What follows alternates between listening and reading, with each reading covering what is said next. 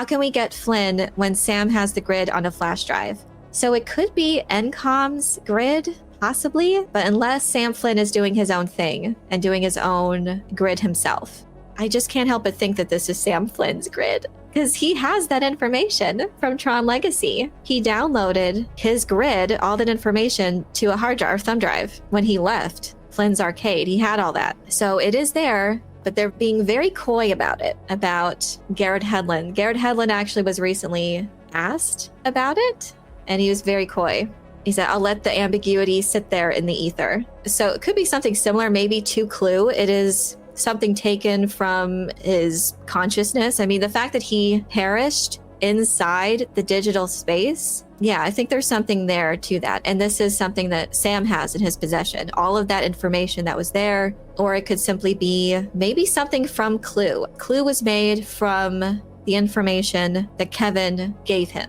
He created Clue in his image. Maybe it's something like that. Of course, they're going to explain it, and obviously it's something to do with him being just a digital representation of Kevin. It will be interesting to see what grid he's actually in, though. Like, what are his motivations here? We already knew that Jared Leto was going to have scenes with Jeff Bridges. That was one of the first things we found out, was Jeff Bridges said, hey, I'm coming back for Tron Ares. It seemed like he had a small role the way he talked about it, but hopefully it's very significant. I can't see where else Ares would want to go to if that is what he's seeking, which is permanence. At some point, he's going to refuse to be remade. He wants to stay, obviously to the point where it seems that he's malfunctioning, because I guess he's disobeying when he leaves. Jeff Bridges said it was great working with Jared Leto. It was great for him to return. I don't think he's going to be in it for very long, considering what he's previously stated. So it was just a short period of time for him filming.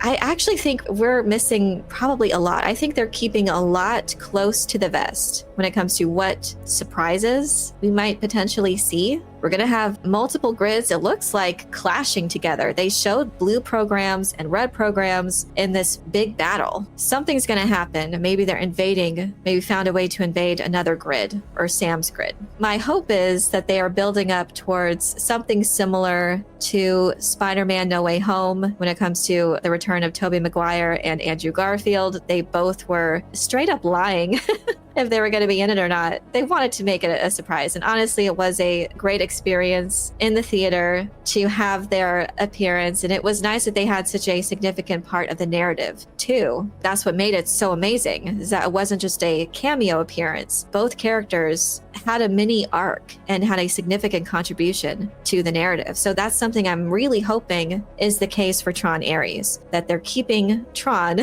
a secret. Because, I mean, we all know what happened to him. We know that he regained himself at the end of Tron Legacy. He was in the Sea of Simulation when all these major events happened and whenever it was all wiped clean after Kevin's reintegration. I think if you have the return of Flynn in a digital form, how can you not have Tron return in some form as well? It really is my sincere hope that they are just wanting to keep it a secret to make the viewing experience and the cinematic experience that much more awesome. I can't help but think that we won't see Sam Flynn and Cora in even a limited capacity. I feel like we're going to see them in some form, even if it's brief. I think that the potential is that if this film does really well, that there will be that potential for more sequels. I think this was even described in the initial story treatment for this movie, and when the script was already developed and ready to go back in 2015 before they canceled it. The director, Joseph Kosinski, described this entry, this script, as Empire Strikes Back of Tron. So maybe it will end on something like more of a dark and dour, but with the seeds of like something more and hopeful later. So I do wonder what they have planned, because there has been some script changes, obviously, but Ares has always been a part of the narrative since 2015 in that original Tron 3 script. I think he just has a bigger role that they've expanded. So we did learn some new things, more about Ares and Julian Dillinger, played by Evan Peters. So it's interesting, and I think makes sense that he's going the route of weapons technology, how to use the digital realm and its programs for war, for soldiers. Very interesting concept, and definitely seems in line with what a Dillinger would want to pursue. So obviously Ares is the god of war, and that makes sense that you would name your program that if he is a soldier, and that's what he is programmed to do. But also when he says, oh, and if he gets struck down, simply make another. I think at some point when he sees a digital Flynn later,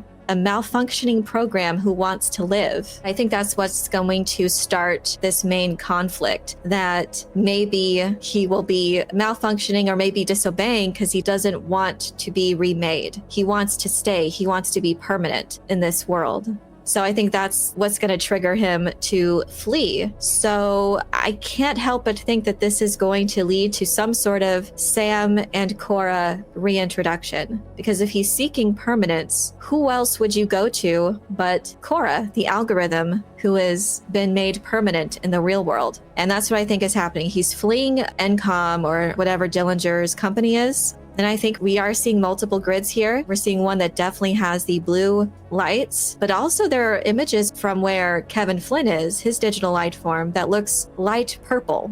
And I don't know if that's an entirely different grid too. So I really like these different color schemes, and it kind of harkens back to the original Tron, how that looked. It wasn't just one singular color scheme. It was several different colors and different programs in it that looked kind of strange. So it's interesting to see this different color scheme here, specifically for Flynn's digital presence or what's surrounding him here. One thing that is interesting that I've noticed is Cameron Monaghan has yet to be seen in any marketing and in any footage.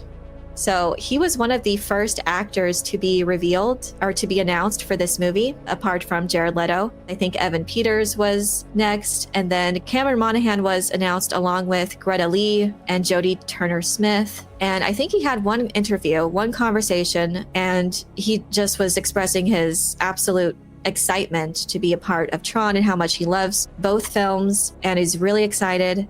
But we haven't seen anything about the marketing involving him. No interviews since regarding his role, and nothing in the trailer footage. He's a pretty big name actor. So yeah, I think they're keeping something hidden there. Maybe that's in connection with Tron. Maybe he's related to the Flynns in some way. His absence is becoming more and more obvious to me. Like, what do they have planned? And that just also seems to let me know that there are other secrets and stuff that they're keeping close to the vest that they don't want to reveal yet. There's a lot that we don't know.